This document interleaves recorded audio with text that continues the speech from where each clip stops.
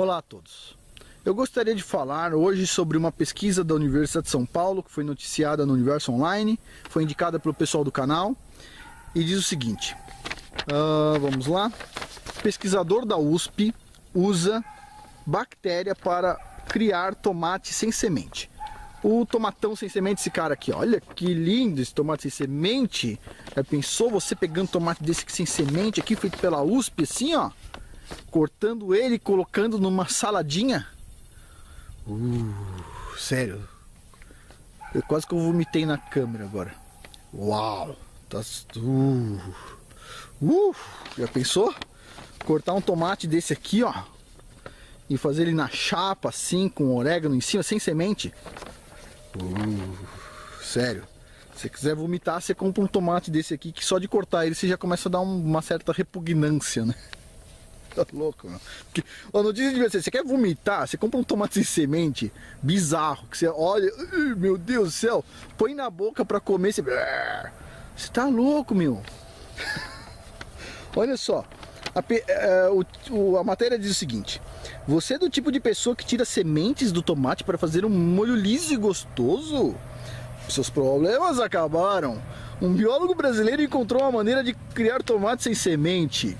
Uau!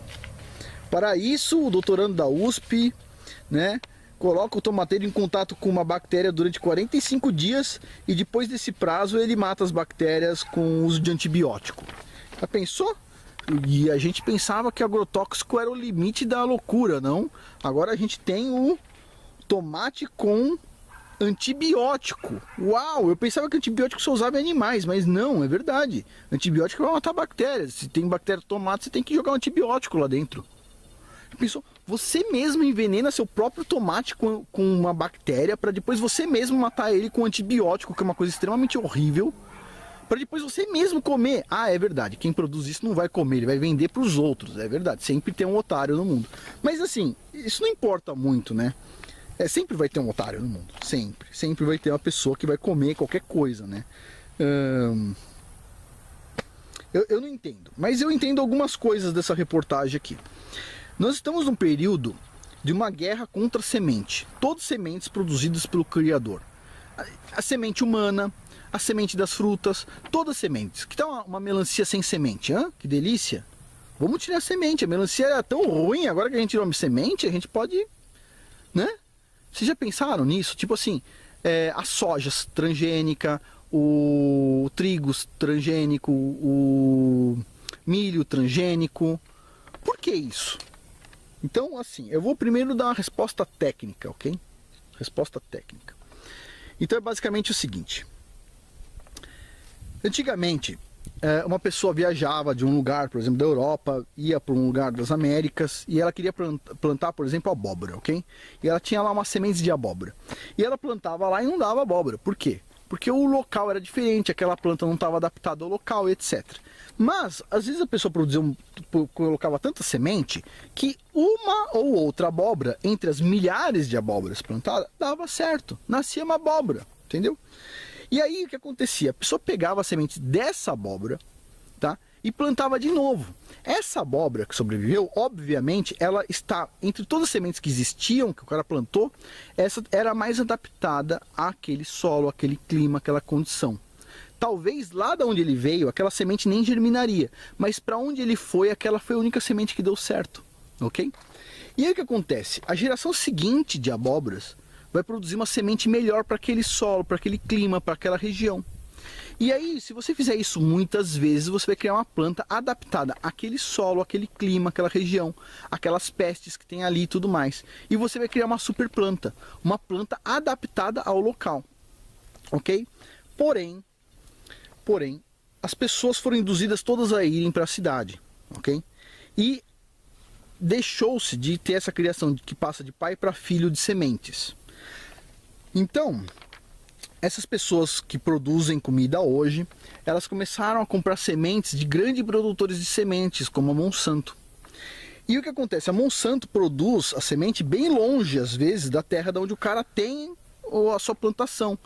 E aí, essa semente da Monsanto, ela não é adaptada ao local, ela vai sofrer com praga, ela vai sofrer com solo, ela vai sofrer com clima. E o que o cara tinha que fazer é ter paciência de produzir muitas vezes até conseguir uma super planta. Só que nós não temos tempo, as pessoas não têm tempo, né? E cada vez tem menos tempo. Por quê? Porque todo mundo depende de dinheiro, todo mundo depende de um monte de coisa.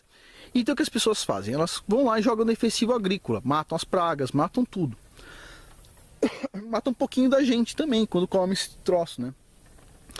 E aí o que aconteceu? Essas empresas de semente começaram a investir em pesquisa com semente, que nem é desse rapaz aqui da USP, que deve ser um rapaz inteligente. Mas assim, não é uma pesquisa positiva, ok? E aí o que acontece? O pessoal começou a mudar a semente, a genética da semente. Só que essa mudança não é uma mudança feita naturalmente. Ela é uma mudança feita por empresas. E essas sementes são patenteadas. Então o que acontece? Isso é um problema grave nos dias de hoje. A gente está vendo, por exemplo, empresas criando sementes estéreis. Não é bem estéril, mas é assim, ela produz uma planta, mas a semente produzida pela planta que cresceu, ela vai ser estéril, ok? Vamos supor, por exemplo, assim, você tem duas árvores juntas, ok? De duas espécies diferentes. Eu não sei qual espécie é compatível com qual, mas vamos supor que tem duas flores diferentes próximas. E você faz uma polinização cruzada que não é positiva, tá? Por isso que a Bíblia fala assim, não misture tipos de árvores, ok? Tem um tipo de árvore, depois outro, não misture eles, entendeu? Não faça uma bagunça de árvores. Se você criar um fruto com que a semente é híbrida, esse fruto, essa semente, quando você plantar ela no chão, ela vai nascer e vai dar frutos. Só que a semente desse fruto vai ser estéril. Então o cara consegue te vender uma semente, tá? Uma semente que vai crescer a planta, mas a semente que vai nascer daquela planta é estéril. Então a gente está destruindo todas as sementes hoje em dia. Todas as sementes. É por isso que tem muitos governos guardando sementes naqueles bancos de sementes que ficam no Ártico, ficam em alguns lugares. Para quê? Caso aconteça um problema generalizado, a gente consegue retomar a produção de alimentos mais puros de novo. Eu acho assim, a gente não deveria deixar chegar a esse ponto, mas nem de jeito nenhum. Devia ser totalmente proibido mexer com genética de semente. Mas aí não vai ter comida para todo mundo. Desculpa, cara, desculpa.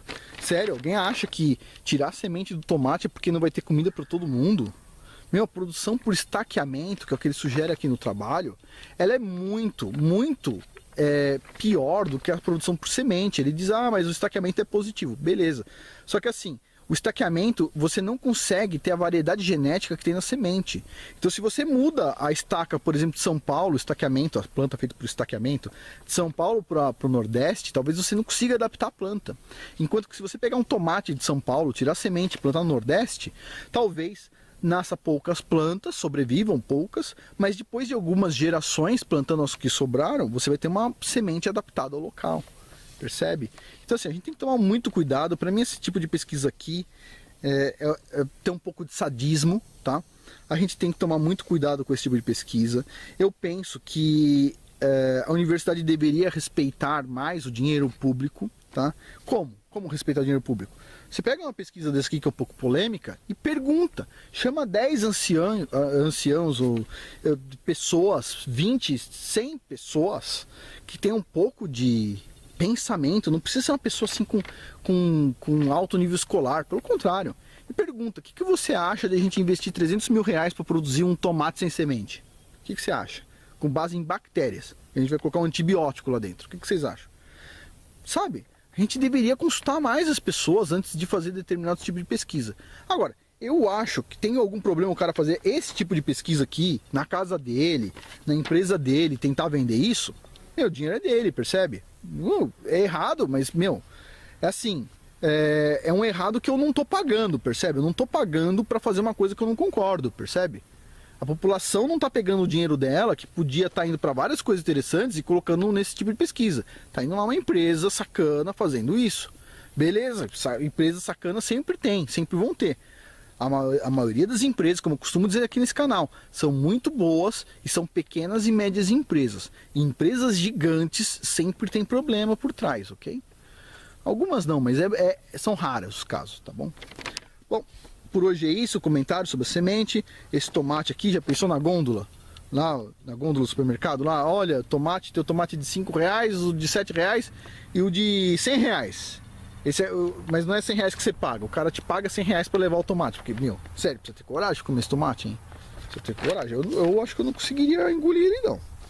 Se engolir, eu acho que meu corpo manda para fora. Meu, bom, cada pesquisa louca, né? Bom, por hoje é isso. Muito obrigado.